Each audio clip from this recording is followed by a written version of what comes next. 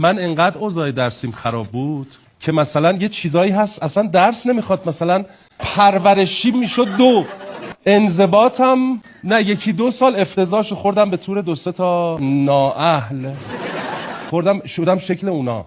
و انضباط که اصلا یعنی همش کلانتری و تو ناحیه و پدرت بیاد و عموت بیاد و اخراج و اینا.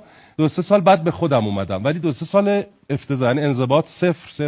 یک بار یک بلایی سر معلم فیزیکم آوردم، بعد به خاطر همین از یک دبیرستان اخراج شدم. مادر نازنینم هم اومده بود بالاخره اونجا، گفتن نه دیگه نمیشه، بعد از این مدرسه بره. رفتیم منطقه، گفتیم خب کدوم مدرسه بریم؟